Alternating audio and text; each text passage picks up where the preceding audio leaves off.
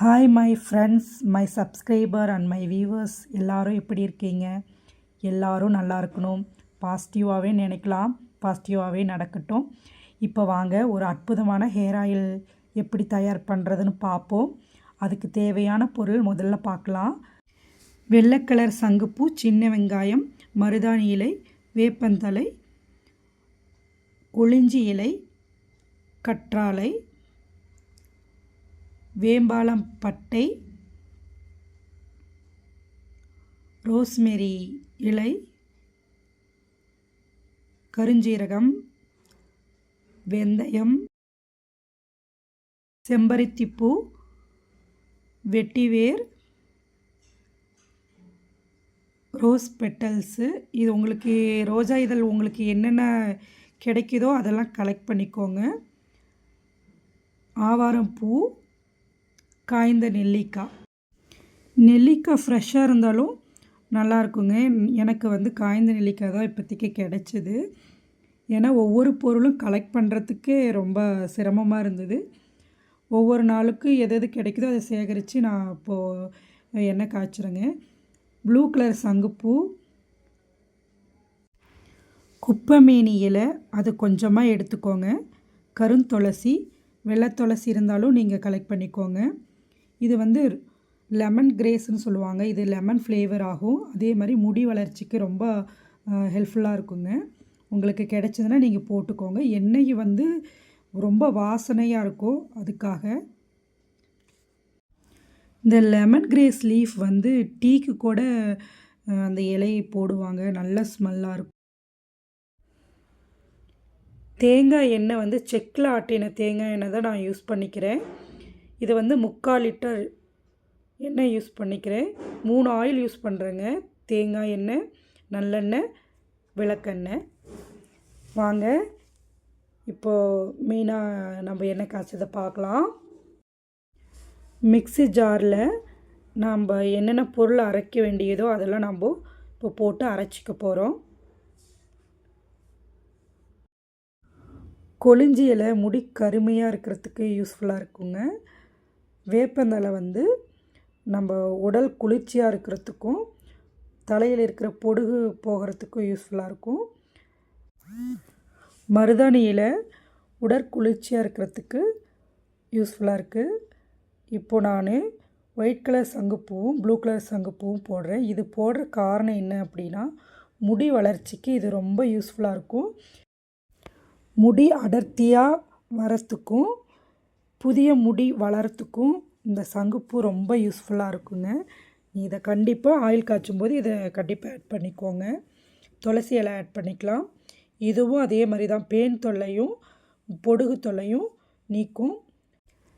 இந்த lemon grace இலை எண்ணெய் வாசனையாக இருக்கிறதுக்காகவும் முடி நீளமாக வளர்கிறதுக்காகவும் யூஸ்ஃபுல்லாக இருக்குது.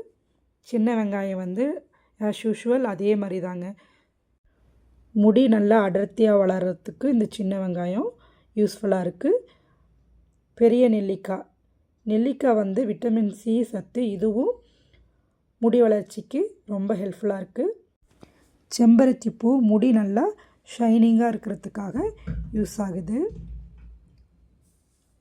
ஆவாரம் பூ எண்ணெயோட கலர் என்ஹான்ஸ் பண்ணும், நல்ல கலராக காமிக்கும். அதே மாதிரி இதுவும் முடி வளர்ச்சிக்கு யூஸ்ஃபுல்லாக இருக்குது. இதெல்லாம் நம்ம இப்போது ட்ரையாக அரைச்சி எடுத்துக்க போகிறோம். இப்படி கொரகொரப்பாக அரைச்சாவே போதும் நமக்கு. எனக்கு 2 குழந்தைங்க இருக்குங்க. பெரிய பொண்ணுக்கு இப்போது 5 ஸ்டார்ட்டு, சின்ன பொண்ணுக்கு இப்போது 2 கம்ப்ளீட் ஆக போகுதுங்க. ஏன்னா நான் தொடர்ந்து ஃபீட் பண்ணிக்கிட்டு இருந்ததுனாலையும் உடம்பு கொஞ்சம் நல்லா வீக் ஆனதுனாலையும் முடி ரொம்ப கொத்தாக உதிர ஆரம்பிச்சதுக்கு, அதனால தான் நான் மெயினாக இந்த ஆயிலை நான் காய்ச்சுறேன். எனக்கு யூஸ்வலாக முடி அதிகமாக தான் இருக்கும். இப்போது ஜஸ்ட் ஆப்போசிட், முடி ரொம்ப உதிர ஆரம்பிச்சிருச்சு. அதனாலேயே நம்ம ஹேர் ஆயில் யூஸ் பண்ணுவோம் அப்படின்ட்டு நான் ரொம்ப ரிசர்ச் பண்ணி எதை யூஸ் பண்ணுமோ அதெல்லாம் கலெக்ட் பண்ணி நம்ம ஆயில் இப்போ நான் ரெடி பண்ண போகிறேன். இதே மாதிரி கற்றாழை உங்களுக்கு ஃப்ரெஷ்ஷாக இருந்துச்சுன்னா இது மாதிரி கட் பண்ணி சேர்த்துக்கோங்க. இதே மாதிரி ஆலுவேரா ஜெல்லு கூட நம்ம யூஸ் பண்ணிக்கலாம். உங்களுக்கு எது மாதிரி கிடைக்குதோ அது மாதிரி கலெக்ட் பண்ணிக்கோங்க. எண்ணெய் வந்து மோஸ்ட்லி நம்ம காய்ச்சும் போது இரும்பு சட்டியில் தான் காய்ச்சணும். அப்போ தான் வந்து இரும்பில் உள்ள சத்துக்கெல்லாம் முடி கிடைக்கும். மிக்சியில் அரைச்ச அந்த விழுது வந்து நம்ம எண்ணெய் காய்ச்சும் போது தெரியும், நம்ம எவ்வளோ எண்ணெய்க்கு நம்ம எவ்வளோ போடலாம் அப்படின்னு தெரியும். அப்படி கொஞ்சம் மிச்சமாக இருந்தாலும் அதை நம்ம வடை மாதிரி தட்டி நிழலில் உலர்த்தி நம்ம ஏர்டைட் கண்டெய்னரில் அடைச்சி வச்சுக்கலாம். மறுபடியும் எப்போ தேவையோ அதை நம்ம யூஸ் பண்ணிக்கலாம்.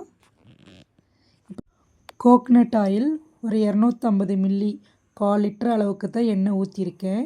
ஏன்னா நம்ம எல்லா எண்ணெயும் ஊற்றி நம்ம அரைச்சி வச்ச விழுது போட்டோம்னு வச்சுக்கோங்களேன், ரொம்ப பொங்கி வந்துடும்.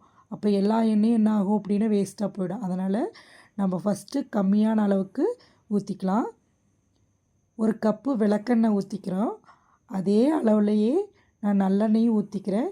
இப்போ டோட்டலாக 3 எண்ணெய் யூஸ் பண்ணியிருக்கேன். எண்ணெய் நல்லா சூடாகட்டும். அப்புறம் நம்ம ஒவ்வொரு இன்க்ரீடியன்ஸாக நம்ம சேர்த்திக்கலாம். இப்போ பாருங்கள், எண்ணெய் நல்லா சூடேறிடுச்சு. இப்போது நம்ம ஒவ்வொரு பொருளாக சேர்த்திக்கலாம். முதல்ல கருஞ்சீரகமும் வெந்தயம் சேர்த்திக்கிறேன். கொஞ்சமாக கிராம்பு, இது நான் சொல்ல மறந்துட்டேன். கொஞ்சமாக கிராம்பு, ஒரு 6 போல் கிராம்பு எடுத்துக்கலாம். இதுவும் என்ன அப்படின்னா பொடுகு தொல்லை இருந்து பாதுகாக்கும் முடிய. பாருங்கள், போட்ட உடனே என்னாகும் அப்படின்னா அந்த நல்லெண்ணெய், விளக்கெண்ணெய், தேங்காய் எண்ணெய் சேரும்போது பொருள் சேர்த்தும்போது எண்ணெய் வந்து பொங்கி வந்துடுங்க. அதை நம்ம கவனமாக தான் இருக்கணும். ஆனால் இந்த எண்ணெய் காய்ச்சும் போது கவனமாக காய்ச்சணும். ஏன்னா பொங்கி வரத்துக்கு ரொம்ப எண்ணெய் வேஸ்ட் ஆகிறதுக்கு சான்ஸ் இருக்குது. நான் முதல்ல காய்ச்சும் போது இப்படி இந்த மிஸ்டேக் பண்ணிவிட்டேன். அதனால தான் இந்த இப்போது பர்டிகுலராக நான் சொல்கிறேன். ஒரு கரண்டியை வச்சு நல்லா எண்ணெயை நல்லா கிளறி விட்டு நல்லா ஆற்றிக்கோங்க. எண்ணெய் காய்ச்சும் போது ஓரளவுக்கு மீடியம் சைஸில் தான் ஃப்ளேம் இருக்கணும்.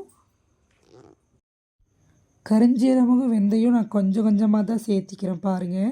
ஏன்னா கொஞ்சம் கொஞ்சமாக சேர்த்தி அந்த நுரையை வந்து ஆற்றி விட கொஞ்சம் நுரை பொங்கி வர்றது குறையும். அவ்வளோதாங்க. இப்போது எல்லா கருஞ்சீரகமும் வெந்தயம் கிராம்பு எல்லாம் சேர்த்தியாச்சு.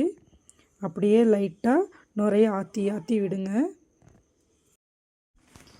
நெக்ஸ்ட்டு நம்ம கத்தாழையை சேர்த்திக்கலாங்க. இப்போது நான் கத்தாழை சேர்த்துனதும் என்ன ஆகும் அப்படின்னா ரொம்ப பொங்கி வந்துருச்சுங்க. நானே ரொம்ப பயந்து போயிட்டேன். அதனால் பார்த்து கவனமாக கத்தாழை போடும்போது பார்த்து காய்ச்சிக்கோங்க. நெக்ஸ்ட்டு நம்ம அரைச்சி விழுதோடு நம்ம கறிவேப்பிலையை நம்ம ஆட் பண்ணிக்கலாம். கறிவேப்பிலையும் மிக்சியில் போட்டு அரைச்சிக்கோங்க. நெக்ஸ்ட்டு நாம் ரோஸ்மெரி இலையை சேர்த்திக்கலாம்.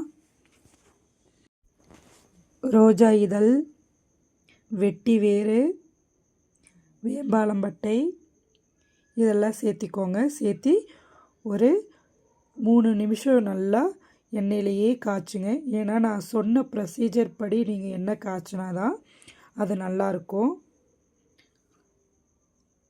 பாருங்கள், இது நல்ல கலர் வந்து அந்த வேம்பாலம்பட்டையில் உள்ள கலர் வந்து எண்ணெயில் ஃபுல்லாக இறங்கிரும். எண்ணெய் பார்க்குறதுக்கு ஒரு நல்ல ரோஸ் கலரில் சூப்பராக இருக்கும். நெக்ஸ்ட்டு நம்ம மறிக்கொழுந்து பொடி யூஸ் பண்ணுறேங்க. உங்களுக்கு தலை ஃப்ரெஷ்ஷாக கிடைச்சாலும் நீங்கள் யூஸ் பண்ணிக்கோங்க. மறிக்கொழுந்து பவுடர் அப்படியே எண்ணெயில் அப்படியே கலக்கி விட்டுருங்க. நெக்ஸ்ட்டு நான் கரிசலாங்கண்ணி பொடி சேர்த்திக்கிறேன். நீங்கள் தலை சேர்த்திக்கோங்க. உங்களுக்கு எது மாதிரி கிடைக்குதோ அது மாதிரி யூஸ் பண்ணிக்கோங்க. இப்போது நம்ம அரைச்சி வச்ச விழுதை நம்ம சேர்த்திக்கலாம்.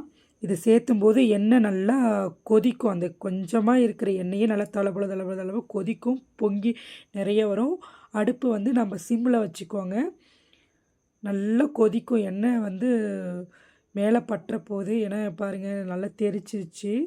நல்லா ஆற்றிக்கோங்க. ரொம்ப பொங்கி வந்துருச்சுன்னா நீங்கள் என்ன பண்ணுங்கள், அடுப்பை ஆஃப் கூட பண்ணிக்கோங்க.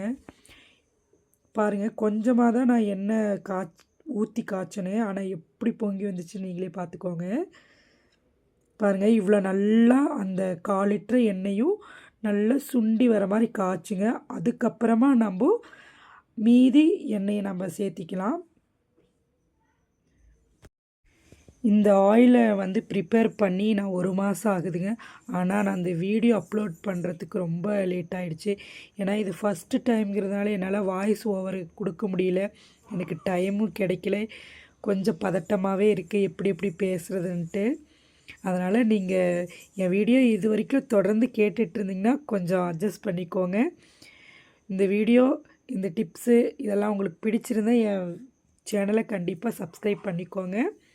இப்போ நம்ம அரைச்சி வச்ச விழுதை வந்து நம்ம கொஞ்சம் கொஞ்சமாக சேர்த்திக்கணும். ஏன்னா ஒரே இதாக சேர்த்துனா எண்ணெய் பொங்கி வந்துடும். கொஞ்சம் கொஞ்சமாக சேர்த்திக்கோங்க. இப்போ நம்ம எல்லா விழுதையும் போட்டு நல்லா எண்ணெய் நல்லா சுண்ட காய்ச்சியாச்சு. இப்போ மீதமுள்ள எண்ணெயை நம்ம ஆட் பண்ணிக்கலாம். நம்ம 1/2 மணி நேரம் எண்ணெயை சிம்மிலேயே காய்ச்சிக்கிட்டு இருக்கணும். அவ்வளோதாங்க. 1/2 மணி நேரத்துக்கு பிறகு நம்ம ஆஃப் பண்ணிவிட்டு எண்ணெய் ஆறிய பிறகு ஒரு பாட்டிலில் ஊற்றி நம்ம யூஸ் பண்ணிக்கலாம். அவ்வளோதாங்க, சூப்பரான ஹேர் ஆயில் ரெடி ஆகிடுச்சு. அதே மாதிரி நம்ம உடம்புக்குள்ளேயும் சத்தான பொருட்களை நாம் சாப்பிடணும். ஹேர் ஆயிலையும் நம்ம யூஸ் பண்ணிக்கணும். அதே மாதிரி நிறைய ஹேரோட மாஸ்க் நிறைய இருக்குது, அதையும் யூஸ் பண்ணுங்கள். முடி சூப்பராக வளரும். எண்ணெய் ஆறிடுச்சுங்க. இது மாதிரி வடிகட்டி ஒரு பாட்டிலில் போட்டு வச்சுக்கோங்க. பாருங்கள், எண்ணெய் கையில் ஊற்றி காமிக்கிறேன். அவ்வளோ ரெட்டிஷாக அழகாக இருக்கும் பார்க்கும்போதே. நல்ல ஹேருக்கு போட்டாலுமே நல்ல வாசனையாக இருக்குங்க. இது மாதிரி நீங்களும் ட்ரை பண்ணி பாருங்கள். ஹேர் ஆயில் வந்து சூப்பராக இருக்கும். முடியும் நல்லா க்ரோத் ஆகும். கற்போம் கற்பிப்போம் இணைந்திருப்போம். பாய்.